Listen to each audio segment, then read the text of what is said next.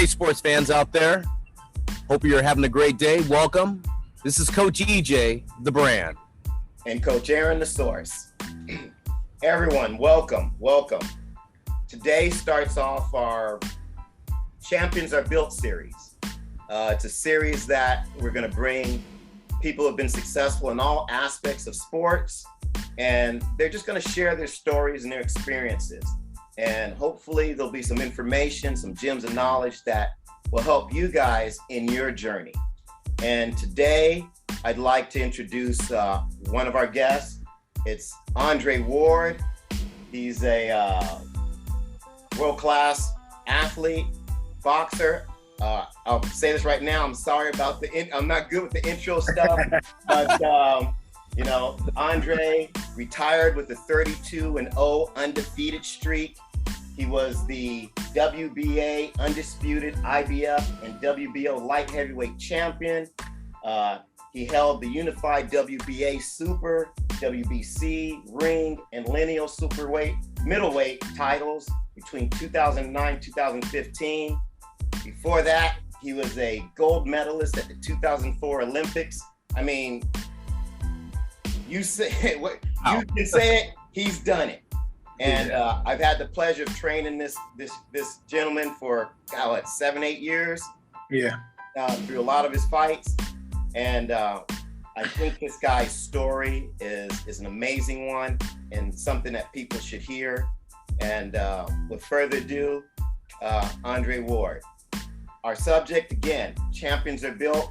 Andre, looking back on your career, what are some of the things that you think might have helped in building you into the champion that you are today? I mean, I first of all, I want to say that was a great intro. I haven't had an intro like that since I retired, so it feels good to get those every now and again. I think a few things that jump out to me is the community. The people you have around you. And I know for me, I didn't have a large family, but like my dad, who got me in the sport of boxing. I wanted to, follow in his footsteps. I'd heard he fought. I was actually a baseball player before I boxed. And my dad started telling me about, his boxing stories when he was an amateur. And I'm like, man, you box? I want to box. I want to do what you do. And then Virgil, who, ended up being my godfather, he was my first and only trainer. He came on board maybe a few months later. And those two, helping me outside the ring to stay focused, but also helping me to set goals. I can remember setting goals to be a national champion as a junior, and then being an open senior champion, meaning you turn 17 and now you can face, grown men from all over the country. And that gets you in line to hopefully go for the Olympic trials and then get on the Olympic team. After my first year, after I won my first national title, those goals for us were realistic. So I think community is one, having one person, two people, four people. You got people that are supporting you, that are pushing in the same direction and trying to help you, people that are honest with you and are willing to tell you the truth. If you're messing up or you're getting off track, I think that's important. But also having goals. You got to be able to see it before you do it, in my opinion. And you got to be able to see it and believe it. And that doesn't mean that you're not going to have detractors or people that, try to project their fears on you, because I had that, even family members. And I don't think they meant any harm, but it could be discouraging when you hear family members, saying things like, why, my dad's name was Frank. Frank, why you got these boys, me and my brother, in the sport of boxing? What are you doing? And then he said, look, man, my son's going to be a champion. And he started to name off those goals that I just named. And you could just see the looks on family and just people we knew in the community. I don't know about that. That's the Olympics. He's 10 years old. It's easy for people to project on us fears, limitations that they may have, or because maybe they don't have vision enough to see some of your goals, they can say things inadvertently that can discourage people. And I would just encourage people, find the one person, find the two, three, four people, whoever you have, to come around you and help you, to assist you with whatever you're trying to build. But you got to have vision, and you also have to believe it, and just beware that there's going to be some people along the way, even family members, that say things sometimes that can get you off track. You got to try to stay focused. That's so important. It's something that me and EJ have talked about before. And it's funny because I talk with a lot of young men because, you know, I'm a trainer and everything. And those I get close to, one of the things I tell them that's really helped me in my life is I always say find 3 wise men that you can have in your life. And they could be from different walks of life, different levels of success, but find 3 wise men who can help counsel you, bring perspective, encouragement, something that, you know, where they're not vested in it, and can really give you that advice. And it sounds like you actually just kind of fell into that. Yeah. You know, you didn't have to go out and seek them, but you were lucky enough to have those people in your life. And you know, they helped to propel you to where you are and the success you had. Now, did you ever feel at any point that you ever wanted to change those people in your life? Because we see it all the time in sports where you have, it could be close family, it could be, you know, somebody who was a trainer for you a long time, and they're not good for the athlete. And I mean, you being an advisor to some of the young and up and coming boxers now, you're kind of filling that role as well. And you know, how do you suggest an athlete navigate that sort of thing? Because some of those relationships are personal. Yeah. You know, I never felt like, thank God, that I had to change those two, you know, my dad and my godfather. Those are 2 pillars in my life. But along the way, I've had other individuals that were confidants, people that were mentors, that we either outgrew each other or the relationship no longer made sense. And I'm a person that loves hard. You know, it's a hard thing to distance yourself from individuals, or even have the tough conversations and say, hey man, I love you, we're good, but just on this front, you know, we're not going to do this anymore. For me, Thig, I can't speak for anybody else. You know, I'm a man of faith, so I'm a praying man, and I try to pray, you know, and I try to really feel what I'm feeling in my heart and in my spirit, man. And if something's not right, I try to explore why it's not right. You know, I got my wife. Hey man, what you think about this? Are you seeing what I'm seeing? And for those that don't have a wife, you have somebody in your life. Right. Even if it's one person that you could say, this is what I'm dealing with. I just want to get your outside opinion. And there are going to be times. It's not if, I just think it's when you're going to have to make tough decisions. But what's the alternative? Staying in a bad relationship, or even a family member, keeping them around when you just know in your gut, it's not good. It's not beneficial. We're better off being cousins, right, or nephew and uncle than we are being business partners. Or for you, you know, here's the thing. All of us have to be careful on who we allow to speak into our life. That's a privilege. It's not a given. And there are people, family, we'll just talk family right now, or even just close friends, that for a season, some people are there for a season, but they're not supposed to finish the journey in the same position that they started in. And I think it's just kind of knowing that. Seek counsel, man. Are you seeing and feeling? Yeah, I'm seeing and feeling that too. And then being courageous enough to make that decision. And it doesn't have to be a contentious conversation. You can have a smile and say, man, I love you. I think I got to move in a different direction. That's going to come. You just got to be willing to make that step. I like that. You know, Aaron, it's interesting, Andre. It's you know, I'm just listening to what you have to say, and champions are built on the mentality of being strong, not only physically but mentally. And you mentioned about this team of people around you. You know, it's so critical.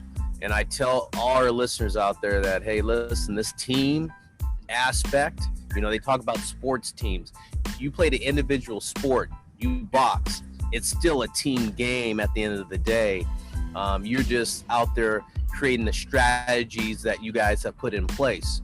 And I think that's so important what you say about having that group of people around you, but the strength that you have to have and the character you have to be a champion and making those tough decisions are critical. And it seems like you know, you're a man of faith, but you've really have that ingrained in you from the beginning.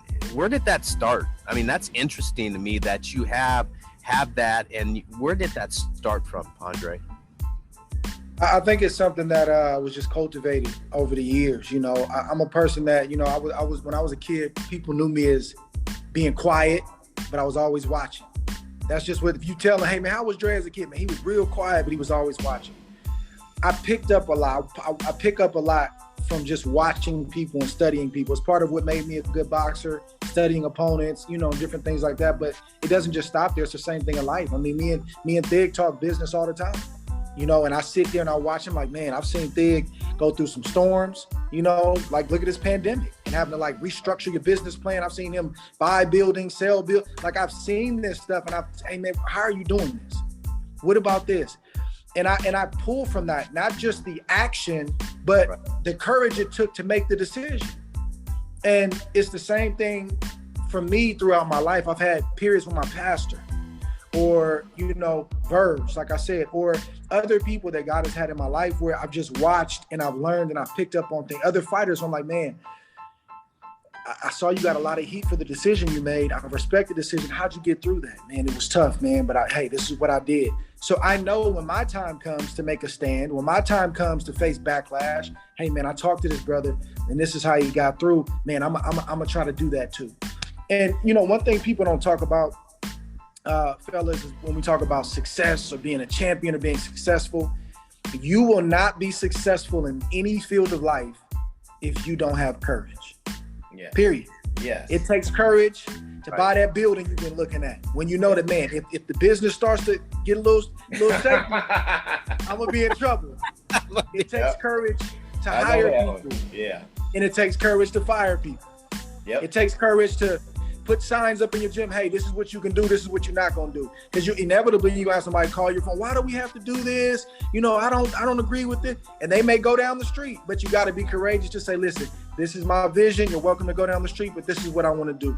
So it's learning, it's picking up on things and being humble enough to do it. Because it's, you know, some aren't always humble enough to glean from other people. But I love pulling from other people. Getting that, and then when my time comes to imitate what I've watched and seen, being courageous enough to take that step. Now, that brings me to something that I want to ask you about, because one of the things that we've talked about before, and one of the commonalities we've seen in athletes that have been successful over the years is that, in my instance, I've noticed that athletes make that decision early. In other words, they make that decision that this is what I want, what, you know, you can call it being courageous, wanting to be great, whatever it is, they make that decision early and they don't veer from that. When did you make that decision? I've always been competitive. Like I was a kid that used to get in trouble for taking board games and you know, whatever type of game we played too far, and don't let me lose. Don't let me lose. Don't let me lose. I'm a sore loser. I'm pouting over there in the corner. My face is frowned up. So I've always had the competitiveness. Yeah. But I don't think everything was innate. Mm-hmm. I spoke about my dad. I spoke about Verge, my godfather. They so cultivated over the years a mindset and a mentality. And what I mean is we set those goals, and winning the nationals was the only thing we talked about, not just going and competing. At a certain point, winning a gold medal was all we talked about. And it wasn't, you know, just overconfidence or being arrogant. We set a goal, son, you're going to go here in the 2004 Olympic Games and we're going to get that gold medal.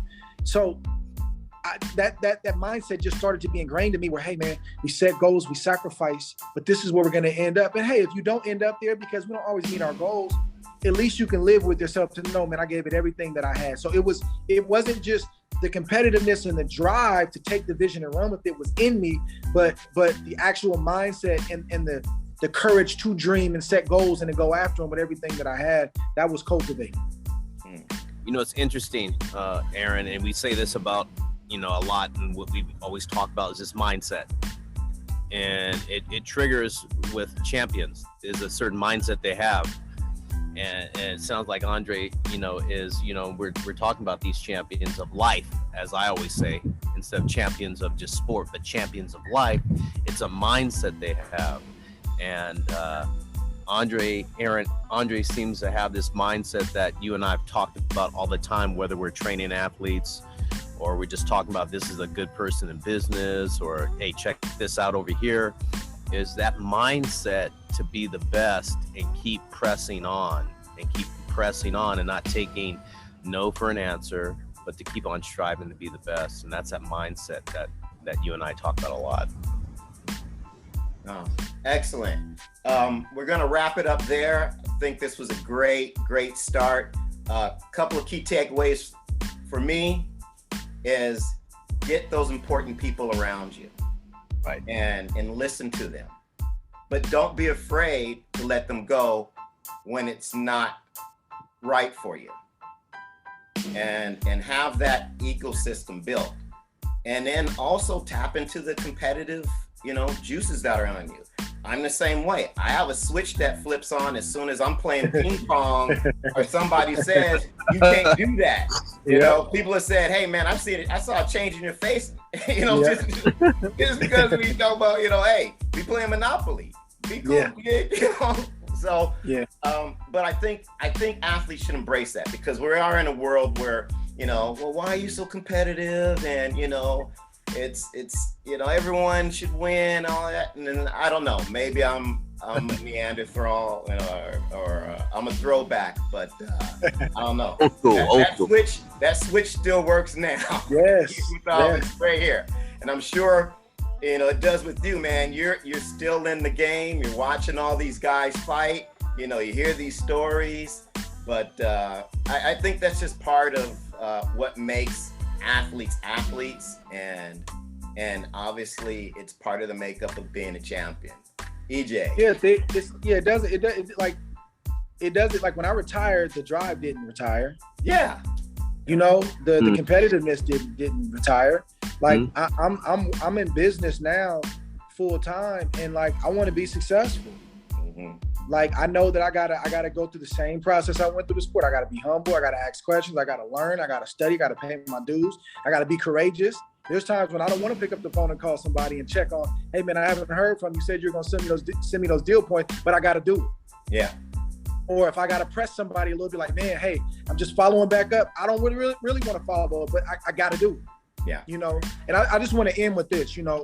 It's one thing to talk about the championship mindset, and I don't want to paint a picture like it's always roses and it's always just I just feel motivated and great. That's not always it. Like I've had plenty of moments where I've doubted myself, and I've had moments where I didn't have a champion mindset. And the last time I can remember was one of my last losses as an amateur. I was facing a guy named John Revish. I was 15 years old. I was 14, 15-year-old division, and he was 15 and I was 14. And the way that it was set up in amateur boxing is you have 3 rings at the national. So we have our draw, we have our brackets. I know I'm on the opposite side of the bracket. So I would fight, say at 6 o'clock, and I know John Revish is fighting right after me. I'm in ring 1, John Revish is in ring 2. And I'm seeing this guy just knock people out. And I'm like, man, I just want a decision, but he just want to knock. He was he got a knockout. And he's a country boy. So he's a little bit older. And I can remember he intimidated me just a little bit. And I wasn't terrified. I was down to fight, but I was like, So boom, the finals come now. Close fight. I thought I won, but I know why I lost. Mm-hmm. And I can remember I just let him get to me just this much. And it wasn't anything he did in the ring. He was a good fighter, but I beat myself before I even got to the fight. And I didn't share this with my coaches because that's taboo in boxing. I just dealt with that and fought with that internally leading up to the fight. And I lost the battle ultimately, like internally and then the fight. And I can remember flying home from Lenexa, Kansas, curled up in a ball on a Southwest flight. I had the whole road to myself. And I just remember how I felt and looking at my family's face and, my coaches' faces. And I remember I took that moment and it taught me that, listen, you're human, you're going to have moments, but everything that's up in my power from this point on, that's never going to happen again. You're not going to beat me before you fight me. If you beat me, you're going to have to earn it. So if you have bad moments, if you have moments where you're not feeling rah-rah, and you're not feeling like a champion, and you didn't pick up the phone, you didn't take that job interview, or maybe you did and you tanked, you got to learn from that. Don't waste that moment, because it doesn't mean you're not a champion. It just means you had a bad moment. Pick up the pieces and rebuild and keep on pressing. Oh, I love that, man. Oh, love yeah. that. The bad moments. I love that. That's We all great have them, point. Yeah, you know? you're right. We do. And that, coming back from those is what defines us. Yes. a lot. Yes. Yes. And learning from those, and you can look back, and that moment actually helped build you. So great.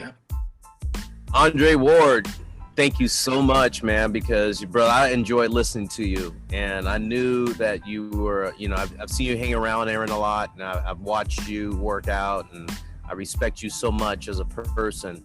And thank you for coming on our part 1 of our series of Champions Are Built. So thank you for that. And I appreciate it, EJ. I appreciate it, Dig, man. Y'all have me back, man. I love to do another one. Thanks. EJ, sign us off. Hey, it's Coach EJ, the brand. Coach Aaron, the source. See you We'll later. ya.